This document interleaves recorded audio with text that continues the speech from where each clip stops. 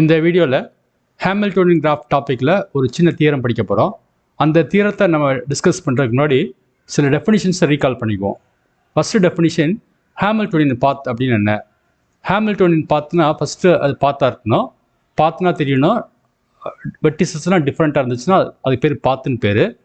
அப்புறம் அந்த ஹேமில்டோனியன் பாத்தில் கிராஃபில் இருக்க எல்லா வெர்டிசஸும் வரணும், ஒரு தடவை கரெக்டாக வரணும். வந்துச்சுன்னா அந்த பாத்துக்கு பேர் ஹேமில்டோனியன் பாத் அப்படின்னு பேர்.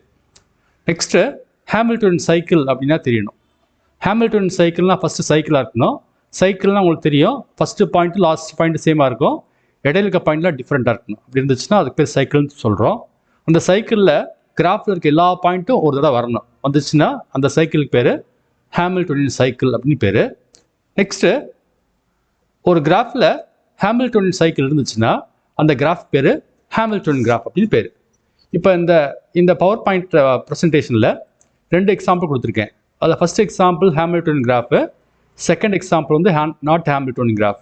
ஏன் ஃபஸ்ட்டு கிராஃப் ஹேமில்டோனியன் கிராஃப்னு சொல்கிறேன்னா, நீங்கள் என்ன பண்ணலான்னா ஒரு புள்ளியை ஸ்டார்ட் பண்ணி எல்லா பாயிண்ட்டையும் ஒரு மீட் பண்ணிவிட்டு ஸ்டார்டிங் பாயிண்ட்க்கு வர முடியும். ஆனால் செகண்ட் கிராஃபில் அப்படி நீங்கள் வர முடியாது.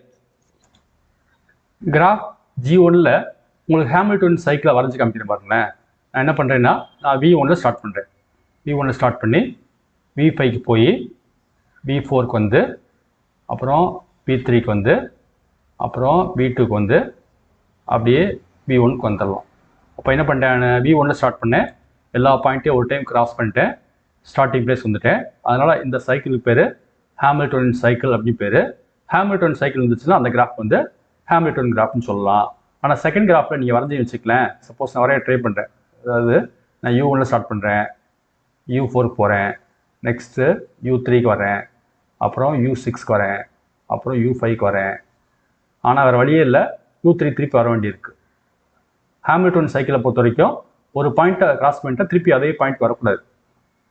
அப்போது இந்த கிராஃபில் ஹேமில்டோனியன் சைக்கிள்லேருந்து இந்த கிராஃப் வந்து ஹேமில்டோனியன் கிராஃப் கிடையாது. Therefore, G2 is not a Hamiltonian graph. Next spanning சப்கிராஃபை உள்ள ரீகால் பண்ணிடுவோம். ஸ்பேனிங் சப்கிராஃப், இப்போ இந்த பவர் பாயிண்டில் பார்த்தீங்கன்னா 2 கிராஃப் இருக்குது. ஒரு கிராஃப் பேர் G, இன்னொரு கிராஃப் பேர் H. ஹெச்சை ஸ்பேனிங் சப்கிராஃப் ஆஃப் Gன்னு சொல்லலாம். ஏன் ஸ்பேனிங் சப்கிராஃப் ஆஃப் G சொல்கிறேன்னா, Gயில் இருக்க எல்லா பாயிண்ட்டும் Hல இருக்கணும். முதல் கண்டிஷன் வந்து ஒரு கிராஃபை ஹெச்ங்கிற கிராஃபை எப்போ ஸ்பேனிங் சப்கிராஃப் சொல்கிறேன்னா, மெயின் கிராஃபில் எத்தனை பாயிண்ட்ஸ் இருக்கோ அத்தனை பாயிண்ட்ஸ் எல்லாம் வந்துருக்கணும். மெயின் கிராஃபில் 5 பாயிண்ட் இருக்குது, Gயில் 5 பாயிண்ட் இருக்குது, இந்த 5 பாயிண்ட் அப்படியே வரணும். அப்புறம் எட்ஜஸ் வந்து அங்கே இருக்க எட்ஜை பயன்படுத்தி நீங்கள் ஒரு கிராஃப் ஃபார்ம் பண்ணிங்கன்னா அந்த கிராஃப் பேர் ஸ்பேனிங் சப்கிராஃப் பேர். எட்ஜஸ் வந்து எல்லா எட்ஜஸும் பயன்படுத்தின அவசியம் இல்லை, சில எட்ஜஸ் பயன்படுத்திட்டு சில எட்ஜஸை யூஸ் பண்ணால் கூட விட்டுலாம். அப்போது நீங்கள் ஃபார்ம் பண்ண இந்த ஹெச்ங்கிற கிராஃபை வந்து ஸ்பேனிங் சப்கிராஃப்னு சொல்கிறோம். இங்கே முக்கியமான பாயிண்ட் என்னென்னா, Gயில் ஒரே ஒரு காம்பனண்ட் தான் இருக்குது, ஹெச்சில் 2 காம்பனண்ட் இருக்குது. ஏன்னா சில எட்ஜஸை விட்டுட்டேன். அப்போது ஸ்பேனிங் சப்கிராஃபில் வந்து நம்பர் ஆஃப் காம்பனண்ட்ஸ் வந்து கூட தான் செய்யும். ஏன்னா எட்ஜஸை நீங்கள் வந்து சில எட்ஜஸ் மிஸ் பண்ணும்போது கிராஃப் வந்து இன்னும் கூட நம்பர் ஆஃப் காம்பனண்ட்ஸ் வந்து இன்க்ரீஸ் ஆகும். அப்போது என்ன நான் சொல்ல வர ப்ராப்பர்ட்டி என்னென்னா, number of components in G வந்து கம்மியாக இருக்கும், number of components in H வந்து ஜாஸ்தியாக தான் இருக்கும். ஏன்னா நம்ம சில எட்ஜஸ் விட்டுட்டோம்னா ரைட் கிராஃப் வந்து இன்னும் கூடுதலாக வந்து உடையத்தான் செய்யும். அதனால நம்பர் ஆஃப் காம்பனண்ட்ஸ் கூடிடும் ஹெச்சில். அதனால ஒமேகா ஆஃப் G வந்து சின்னதாக இருக்கும், ஒமேகா ஆஃப் H வந்து பெருசாக இருக்கும். இந்த எக்ஸாம்பிளில் பார்த்தீங்கன்னா Gயில் ஒரு காம்பனண்ட் இருக்குது, ஹெச்சில் வந்து 2 காம்பனண்ட் இருக்குது.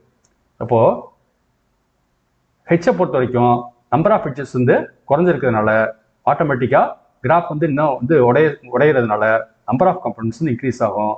அதனால தான் சொல்கிறேன், ஒமேகா ஆஃப் G வந்து சின்னது, ஒமேகா ஆஃப் H வந்து பெருசு அப்படின்னு சொல்கிறோம். இப்போ நம்ம ஹேமில்டோனியன் கிராஃபில் சின்ன தியரத்தை டிஸ்கஸ் பண்ண போகிறோம். இப்போ இந்த தியரமில் என்ன கொடுத்துருக்காங்கன்னா, G வந்து ஒரு ஹேமில்டோனியன் கிராஃபு, அப்புறம் S வந்து Vயோட சப்செட்டு, வெர்டெக்ஸ் செட்டோட சப்செட்டு, அப்புறம் S வந்து நான் ஈக்குவல் டு எம்டி, இதெல்லாம் கொடுத்துருக்காங்க. நம்ம என்ன செய்யணும்னா, omega of G minus S less nor equal to cardinality of Sன்னு சொல்லலாம். அதனால் omega of G minus S அப்படின்னு என்ன பண்ணிங்கன்னா, Gலேருந்து எஸ்ஸை ரிமூவ் பண்ணிங்கன்னா அதுக்கப்புறம் ஒரு கிராஃப் இருக்கு இல்லையா, அங்கே இருக்க நம்பர் ஆஃப் காம்பனண்ட்ஸ் எவ்வளோன்னு பாருங்கள். அதுக்கு பேர் தான் omega of G minus S. அது எப்படி இருக்குன்னா, நம்பர் ஆஃப் எலமெண்ட்ஸ் இன் எஸ்ஸை விட கம்மியாக இருக்கணும். அதுதான் வந்து சுருக்கமாக omega of G minus S less or equal to cardinality of எஸ்ன்னு நான் ப்ரூவ் பண்ணணும். அப்போ என்ன கொடுத்துருக்காங்கன்னா ஜி வந்து ஹாமில்டன் கிராஃப்னு சொல்கிறாங்க, எஸ் வந்து வியோட சப்செட் சொல்கிறாங்க, அப்புறம் எஸ் நாட் ஈக்குவல் டு எம்டின்னு சொல்கிறாங்க. நம்ம என்ன செய்யணும்னா omega of G minus S வந்து கார்டினாலிட்டி ஆஃப் எஸ்ஸை விட கம்மியாக இருக்குன்னு சொல்லணும். நமக்கு ஜி ஹாமில்டன் கிராஃப் சொன்னதுனால கட்டாயம் இந்த கிராஃபில் ஒரு ஹாமில்டன் சைக்கிள் இருக்கும். அந்த ஹாமில்டன் சைக்கிள் பேர் சின்னு வச்சுக்கோம். ஹாமில்டன் சைக்கிள்னால் என்ன மீனிங்னா ஒரு பாயிண்டில் ஸ்டார்ட் பண்ணி எல்லா பாயிண்ட்டையும் ஒரு தடவை கிராஸ் பண்ணிட்டு ஸ்டார்டிங் பிளேஸ்க்கு வரும். அதுக்கு பேர் தான் ஹாமில்டன் சைக்கிள்னு சொல்லுவோம்.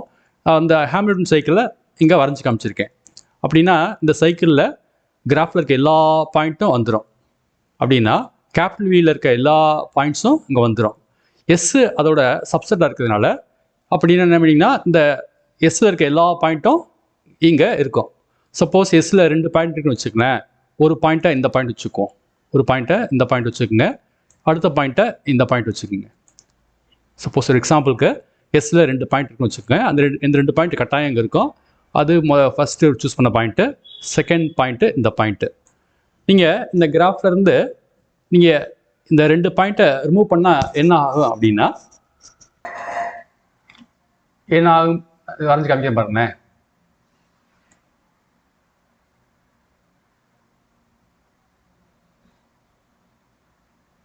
யாரும்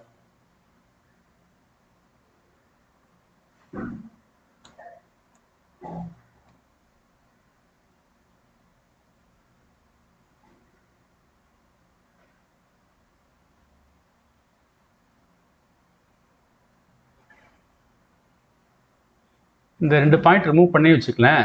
உங்களுக்கு கிராஃப் வந்து 2 காம்பவுண்டாக உடஞ்சிடுச்சு. அப்படின்னா omega of C minus S வந்து 2 ஆயிடுச்சு. அப்போ எஸ்ஸில் 2 பாயிண்ட் இருக்கு. Omega of C minus S என்னவா இருக்குது? உங்களுக்கு 2 பாயிண்ட்டாக இருக்குது. ஒமேகா ஆஃப் சி மைனஸ் எஸ்ஸும் 2 தான் இருக்குது. சப்போஸ் எஸ்ஸில் 3 பாயிண்ட்டுன்னு வச்சுக்குவோம். அந்த பாயிண்டில் ஒரு பாயிண்ட் இதுன்னு வச்சுக்குவோம், அடுத்த பாயிண்ட்டை இதுன்னு வச்சுக்குவோம், அப்புறம் 3ஆவது பாயிண்ட்டை இது வச்சுக்குவோம். சப்போஸ் எஸ்ஸில் 3 பாயிண்ட் வச்சுக்குவோம். இந்த 3 பாயிண்ட்டை ரிமூவ் பண்ணால் என்ன ஆகுங்கிறத ஜஸ்ட் வந்து அவங்க வரைஞ்சி காமிக்கிற பாருங்களேன்.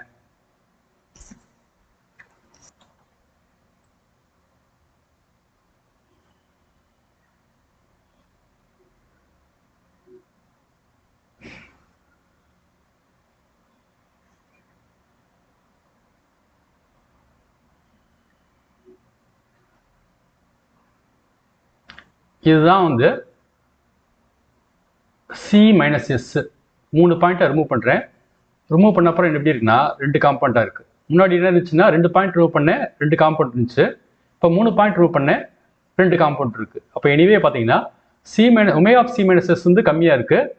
இந்த கேஸில் கார்டினாலிட்டி ஆஃப் எஸ் கூட இருக்குது. அப்போது சில கேஸில் ஒமேகா ஆஃப் சி மைனஸ் எஸ்ஸும் கார்டினாலிட்டி ஆஃப் எஸ் ஈக்குவலாக இருக்கும்.